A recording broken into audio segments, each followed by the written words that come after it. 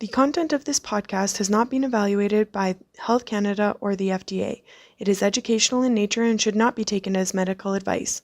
Always consult a qualified medical professional to see if a diet, lifestyle change, or supplement is right for you. Any supplements mentioned are not intended to diagnose, treat, cure, or prevent any disease. Please note that the opinions of the guests or hosts are their own and may not reflect those of Advanced Orthomolecular Research Incorporated.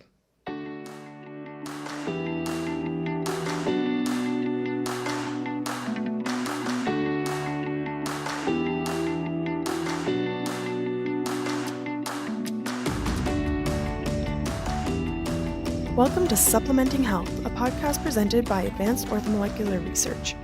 We are all about applying evidence-based and effective dietary, lifestyle, and natural health product strategies for your optimal health. In each episode, we will feature very engaging clinicians and experts from the world of functional and naturopathic medicine to help achieve our mission to empower people to live their best lives naturally. Do you suffer from osteoarthritis? Well, you're not alone. Approximately 3.9 million Canadian adults are affected by this degenerative condition. We want you to know there are options for relief, one of which being MSM and glucosamine, a formula specifically designed to reduce pain and swelling as well as improve joint function in those suffering from osteoarthritis. AOR's MSM and glucosamine has the added benefit of being a vegetarian and shellfish-free formula. Buy yours today at your local retailer or online at aor.ca. Hello, and thank you for joining me for another episode of Supplementing Health. Today, we are joined by Dr. Joanne Day. She is a naturopathic doctor here in Alberta who is passionate about helping her patients live their healthiest lives. Welcome, Joanne. Thanks, Cassie. So today we're going to be discussing arthritis and some of the treatments available. So should we start by discussing what causes joint pain or inflammation? Sure. Yeah, there's quite a variety of different causes of joint pain or inflammation, but I would say the two main causes that I see in my practice are pain or inflammation that's caused by degeneration or osteoarthritis, which is the wearing down of the joints over time, or injury.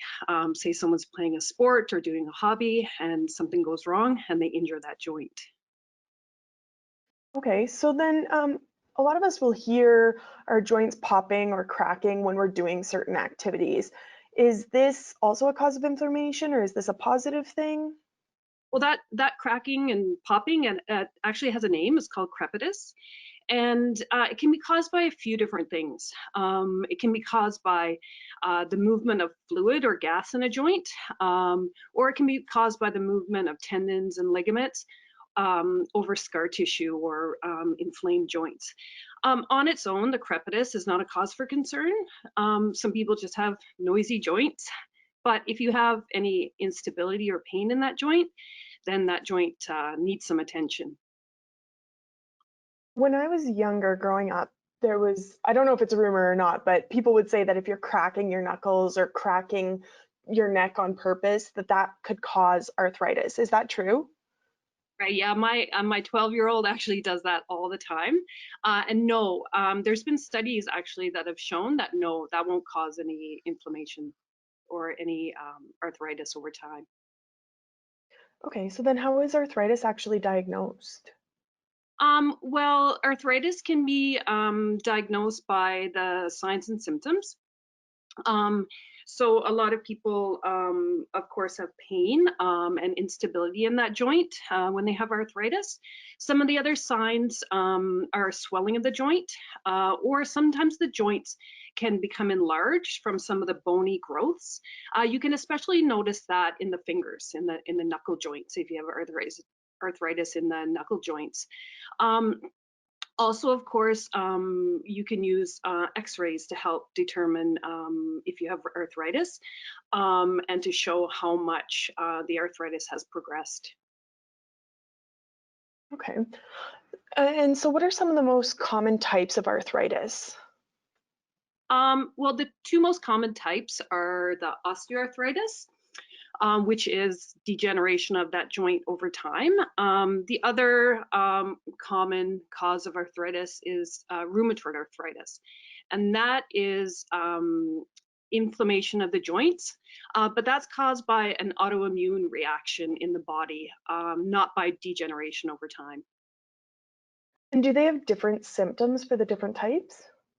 Yes, Like the classic rheumatoid arthritis would be you wake up, your joints are very stiff and sore. They may be inflamed and red and hot. And typically that might get better over the day. As you move them, they might loosen up a bit. Um, Whereas osteoarthritis is more kind of, it develops over time, and it's usually just localized to like one or two joints in the body. Whereas rheumatoid arthritis many times will affect like both hands, both feet, that kind of thing.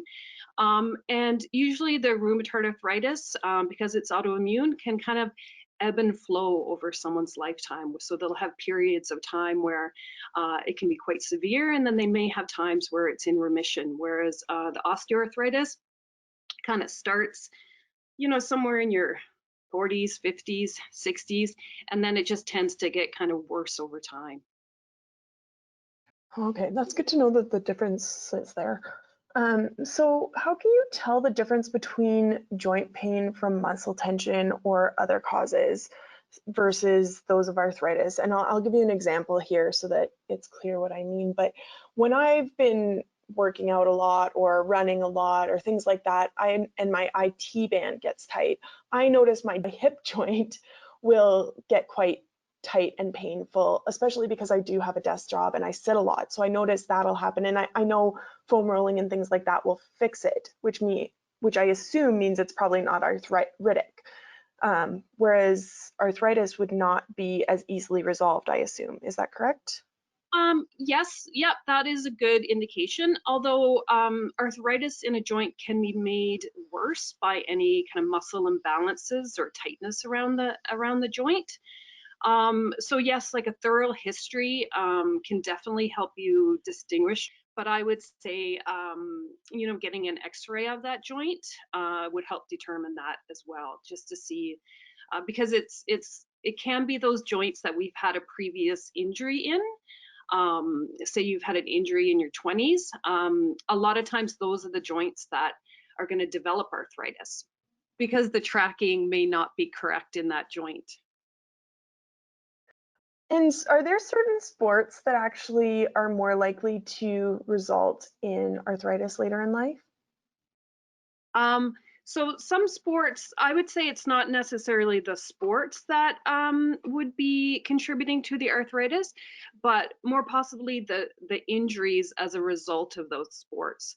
So I've never really seen any kind of studies or anything like that that kind of link certain sports to arthritis. But I would say, in my experience, it's the injuries, and so possibly the sports that would, the higher impact sports that, or the more intense sports, right? So certain sports um, athletes tend to do in their youth for a lot of hours in the week. Those would probably contribute more to arthritis. Okay. And are there other lifestyle factors that can contribute to your risk of developing osteoarthritis? Well, definitely a family history of arthritis is going to be sort of an indicator that that might be something that can happen, but 100% lifestyle will play a part in that. Definitely your diet can contribute to inflammation in your body. The better you eat, the more whole foods, the more anti-inflammatory your diet is, definitely the better your body is going to work, the better your joints are going to function. Smoking can contribute to degeneration of the joints. And then, activity is definitely important for joints, and you want to keep moving, but there is that fine line, right? There's going to be certain, if you do an activity with a lot of repetitive motion, then definitely those joints that are affected by that repetitive motion, whether it's a sport or whether it's your work, can contribute to arthritis. And arthritis is often thought of as synonymous with pain. So does it always result in severe pain, or can there be other presentations? Um, Definitely most people with arthritis are going to have some pain, but the amount of degeneration of the joint is not always going to correlate with the amount of pain that someone's experiencing. Many times we'll see an x-ray and the joint doesn't look too bad on the x-ray. You know, there's quite a nice little bit of joint space there. But that person is really experiencing a lot of pain. And then the vice versa can happen. Sometimes we see an x-ray and you know the arthritis looks like it's very advanced and there's very little joint space left, but that person doesn't necessarily have a lot of pain. So there's definitely other factors involved with the amount of pain that someone is experiencing when they have arthritis, and it's not always correlated with more advanced disease. And so if you are still practicing your preferred sports, do braces help to prevent progression of arthritis? Um, the braces aren't necessarily going to help prevent the progression, you know, on their own. But staying active is very, very important for helping treat arthritis. So if they help you stay active, then that would be a good thing. And for most injuries, people either put heat or ice on them, depending on what the injury is. Is one or the other better for joint pain, or do both work? Well, that's a bit more complicated, I would say, than we thought it was, you know, 20 years ago.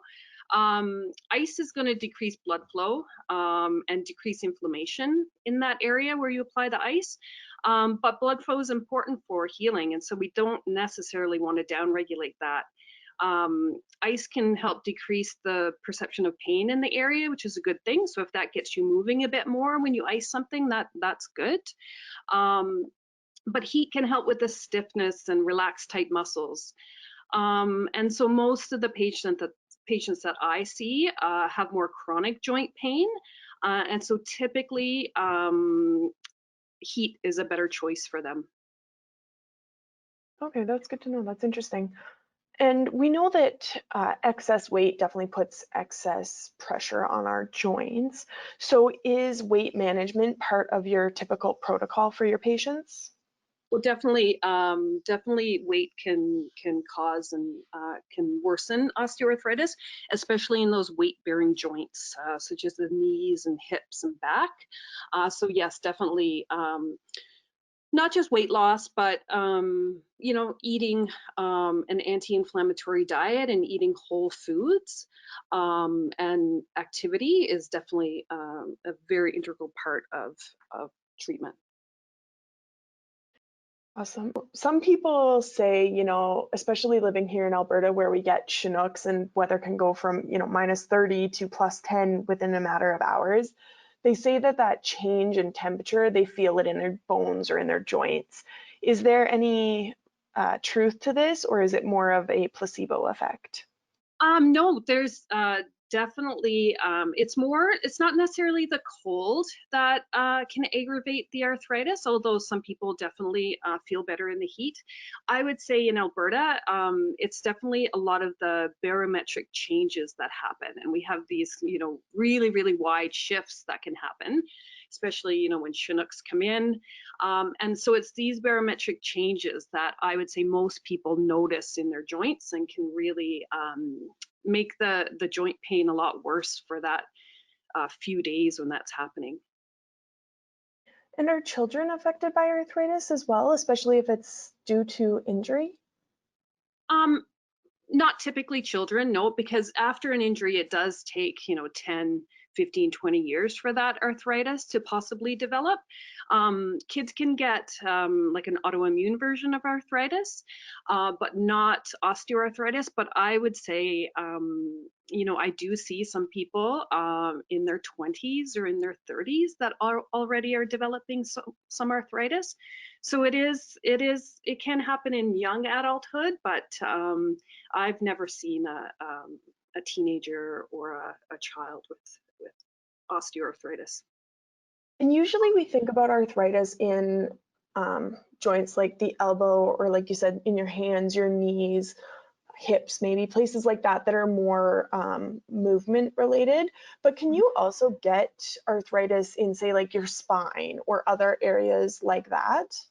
Yes, 100%. So in the spine, it would be the facet joints.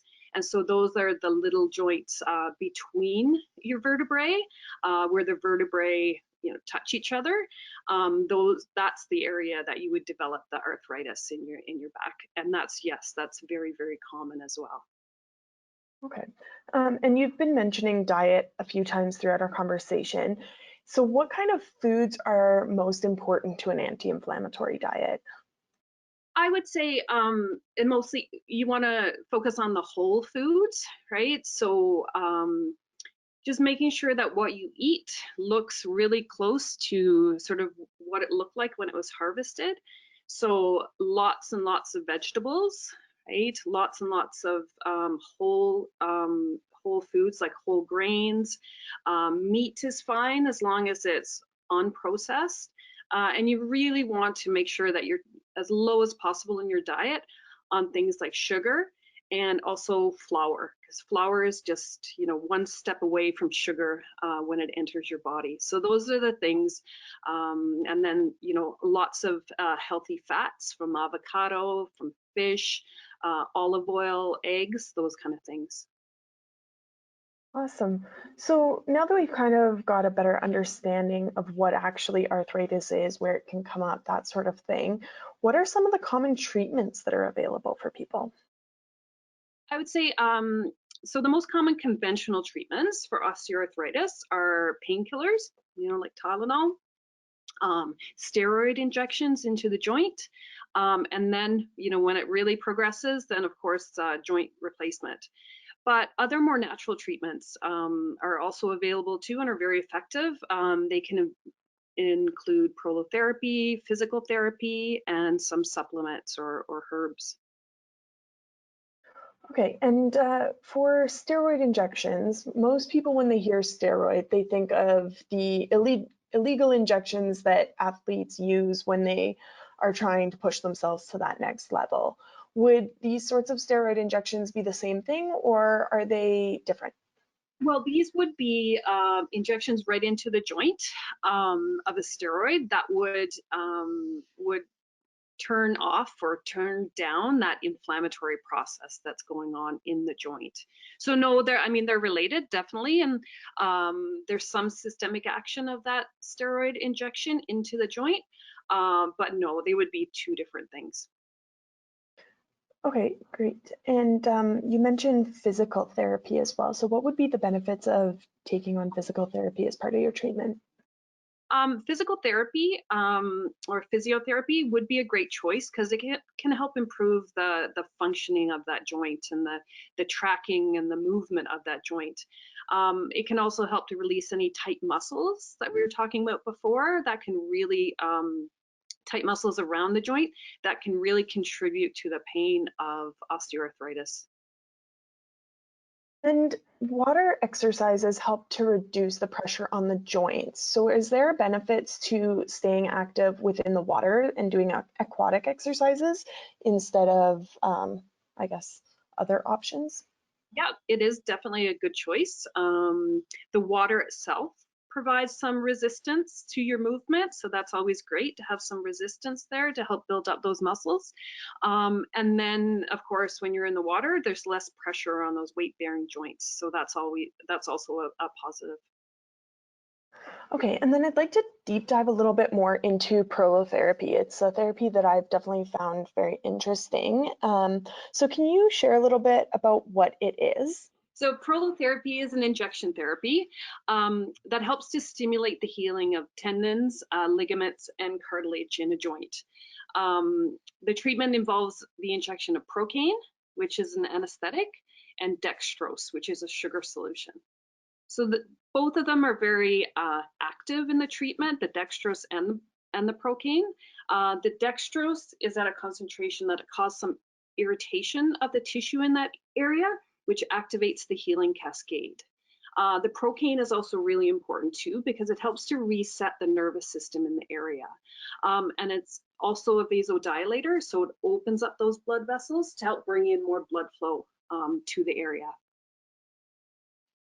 Awesome. And so what injuries are treatable by prolotherapy? Um, most injuries, most musculoskeletal injuries are respond to prolotherapy. I would say in my practice, I treat a lot of backs, shoulders or rotator cuffs, and lots of knees. But definitely most other joints of the body I treat as well. I just think that um, most people, the joints that cause the most problems are the low backs, the knees, and the shoulders. And is it a painful treatment? Prolotherapy, it's not fun. It's not a fun treatment. It is injecting into an area that's already kind of angry, but it doesn't take long, and most people tolerate it really well. It's just a few minutes of discomfort, and then the treatment's done. You do have some discomfort after the treatment, though, which is not a negative side effect. It's part of the treatment, because as I was saying earlier, you're bringing in blood flow, you're creating kind of irritation of that joint, so you can really kind of feel that after, but just for a few hours after, and then usually by the next day, people don't have any discomfort left from the treatment. Are there any negative side effects that do come with prolotherapy? Well, that discomfort after, but it is actually very well tolerated. And the negative side effects are as long as you can you're okay with some discomfort after the treatment. There's not too many negative side effects. And can pretty much anyone use this therapy? Because I know, like, especially pregnant women seem to be a group that often can't use certain therapies due to the fact that they're growing life. So is prolotherapy for everyone? Prolotherapy is for most people. Um, Most people with an injury or a degenerative joint. Yes, it's a great choice for elderly because there's not too many medications that interfere with it. So I do see a lot of seniors, and sometimes they're taking, quite a few different medications. And no, the prolotherapy is very safe for most populations. Okay, so are there any medications that actually do interact with prolotherapy? So anti-inflammatories would definitely dampen the treatment. So I do ask my patients if they can decrease or even come off some of their anti-inflammatories for a few days before and after the treatment. But that's okay if people have been taking higher doses of anti-inflammatories and that's something they need to get through the day, then that's definitely okay to take them. There's not going to be any negative side effect. It's just going to dampen the treatment a little bit, but that's okay. It just probably means they need a few more treatments. But of course, everyone has to get through their day. So if they need some medication to do that, that's okay. The goal, over time would be that hopefully they can decrease the amount of anti-inflammatories and painkillers that they're taking. And are there any activity restrictions following the injections? So movement is really good after the injections. We definitely want to keep people moving after, but I always advise people not to do anything after the treatment that they know is going to aggravate the joint, and not to do anything that is kind of outside the box of what they usually do on a day-to-day basis. Especially those seasonal things. So, if you get a prolotherapy treatment, it's not a great idea to then go harvest your garden or rake up the leaves in your yard. Just keep your activities to those kind of everyday motions, everyday movements that are not going to aggravate that joint. Okay, awesome. So how many visits are necessary, or how many appointments on average does it take for prolotherapy to be effective? It's definitely different for different people. So if it's an injury, that occurred when you were at work or during an activity, then and it's fairly uncomplicated, then typically it'll be about 4 to 6 treatments for something like that. I would say the bulk of my patients have chronic conditions. So they have that arthritis or they have that degenerative back. And so for people with chronic conditions, the goal is to get them to the place where they can do all their activities, they can go to work, they can do their hobbies, and they're not in pain. So that can be, for a lot of people, that can be probably 6 to 8 treatments, but then those people typically need some maintenance after. But that can look like a treatment a month for some people that are very active and they want to continue to be active, pain-free. Other people, I might not see them for 6 months or a year, and then things start to act up again, and we need to do a few more treatments at that time. And so for that first kind of set of treatments, how frequently are you suggesting people get those injections? So the treatment itself is stimulating the body to create that inflammatory response. And so, the treatment happens in the office, but then your body is very busy trying to repair that injury for a few weeks after. And so at the beginning, I like to space out the treatments about 2 weeks apart just to try and get some momentum and some healing in that joint. And then when we start to see some reduction in pain and some increase in function of that joint, then we start to space them out to every 3, 4, or even 5 weeks in between. And are there other treatments like acupuncture or massage therapy, things like that, that actually complement prolotherapy? Definitely, I definitely like the manual therapies in conjunction with the prolotherapy. So yeah, the massage, the chiropractic, the physiotherapy, those are great because with the prolotherapy, I'm really trying to stimulate the health of the tissue and try to stimulate those tendons, ligaments, and muscles in the area to heal.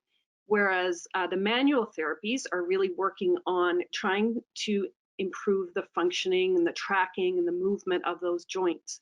And so the two therapies really, really work quite well together.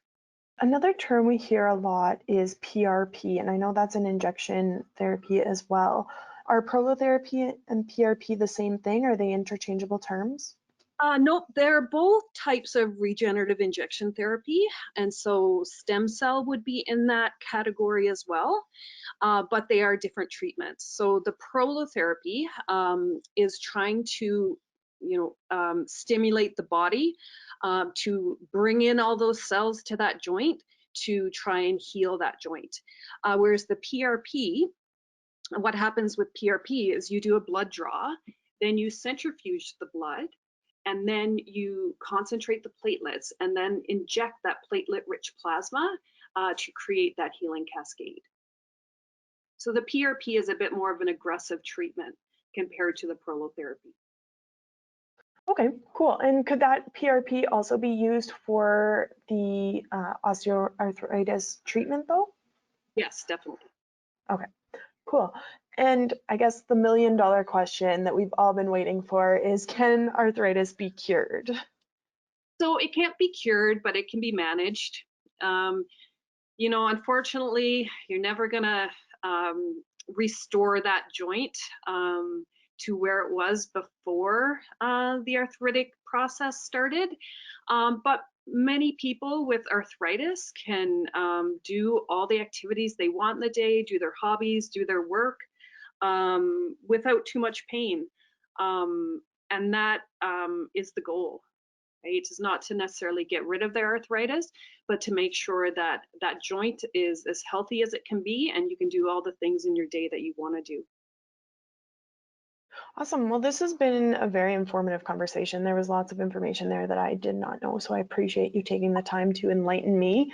And I appreciate the listeners that have joined us today as well for this conversation. Now, if anyone wanted to get a hold of you to either work with you or learn more, how could they do that? So my clinic is Healing Hands Integrative Medicine here in Lacombe, Alberta. And you can Google us. We have a great website, or you can call us at 403-782-4679. 4,600. Fantastic. Well, thank you so much for taking the time to join me today, Joanne. It's been fantastic. You're welcome, Cassie. Thank you.